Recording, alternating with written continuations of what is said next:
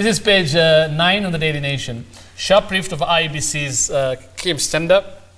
Okay, you know what has happened after they appeared before the Public Accounts Committee of Parliament, and acting CEO Marjan Hussein Marjan, saying former CEO Ezra Chiloba decided to go and for the direct sourcing of this tender worth, I think, 6 billion for the KIMS kit.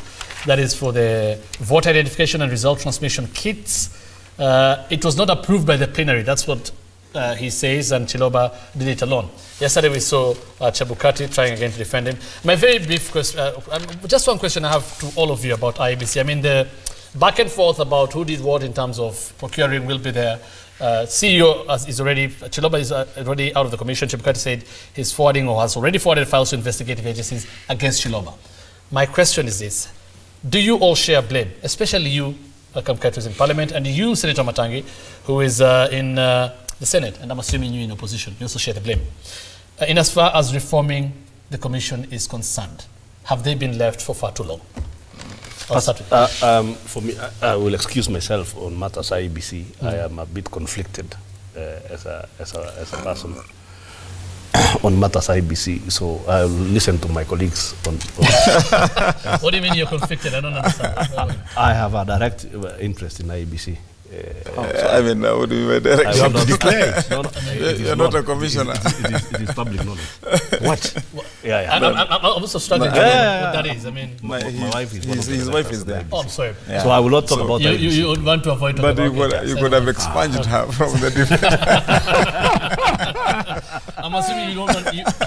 let me not make a comment. But I'm assuming you don't want reforms then. No. You don't have to comment. I have no comment. Okay, you know, my views are that, Hussein, that we should have, one, we have to make sure that we not only reform the IEBC, but we lay the parameters now more clearer for IEBC for it to effectively carry out its mandate. First, everything that we have set in the past for the IEBC to move has been set in a way that it cannot move, or it is set in a way that it is doomed to fail. Because, to begin with, all these issues that you are seeing now playing out in the gallery there about misappropriation of funds, see, the way procurement was done, we have a commission here that at all times is put into place within the last few minutes of our last few months of going to an election. Look at the scenario we have right now. We have got 3 commissioners only sitting. It's supposed to be a total of a maximum of 9. Okay.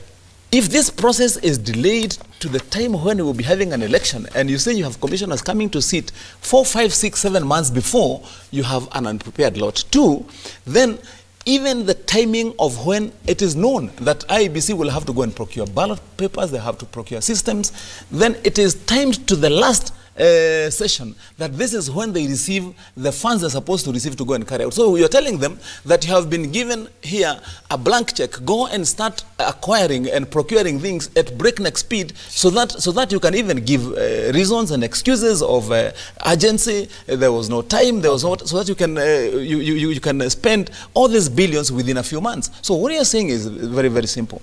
If we want to have credible elections in this country continuously, then we have to make sure that we have laid the table very clearly for IEBC. Their rules must be clear, facilitation for them, recruitment for them must be done. And then lastly, we must adhere to the Constitution, what the Constitution requires. Because Senator, if you look at the spectra of the commissioners there right now, and my colleague here said, I can say it because I have no one in there.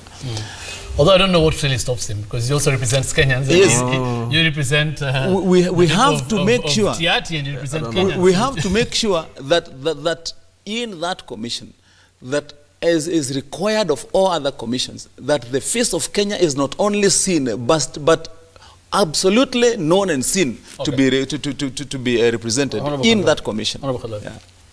You know, these days we have a generation of members of parliament who, when they steal, they do it with their wives. We have been seeing in the papers. I hope you are not one such a member. But I firmly belong to the thinkers. Should he be recused from speaking about this? About the speak for himself. You know, like I said earlier, I have learned from history not to take Senator Halwale very seriously, because you never take him for his word. So let him speak. But so those of us. But you're saying you're not going to talk about this. I'm not going to talk about IEBC, but I'm just saying I have learned not. Although to take you represent Kenyans, I have so learned not to take him seriously. So he can speak for whatever he says, but many Kenyans have learned not to take him seriously. Thanks for the compliment. Because Honorable Kalaule is actually a miracle. Well, look at him. He's just a miracle in terms of how politicians. Is that a good or bad thing that it is a miracle? I don't know what you mean. Honorable, thanks for the compliment. It's an example of how miracles happen. Yeah.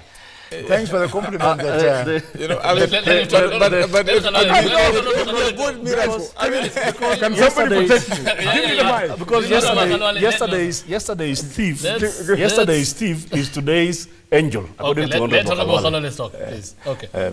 Honorable, thank you so much for the compliment that I have a history from which Kenyans can learn. And it should worry you that at your age you have no history whatsoever that Kenyans can learn from. I come from a school of thought which firmly supports what Wamatangi is saying, that we need to have electoral reforms. And the backbone of electoral reforms is reforms within the IEBC. We made a serious mistake when we went for tear gas mandates to reform IEBC and focused only on the commissioners. If we had included the secretariat as well, then some of the things you are seeing attributed to Chiloba and so on would have been addressed. It's important that even before we go for a referendum, if it should be there, we must reform IEBC. We must then also accept that if we go for the general election of 2022 without a reformed IEBC, we will not get the desired result. Okay. As far as what is on page 9 is concerned, they are speaking to the issue of procurement. The procurement that was done by IEBC is a greater scam than the scam of NYS. It is just that whenever we think about IEBC, we focus on the election. But if we were to focus on the procurement, it's a bigger scam than NYS. Okay.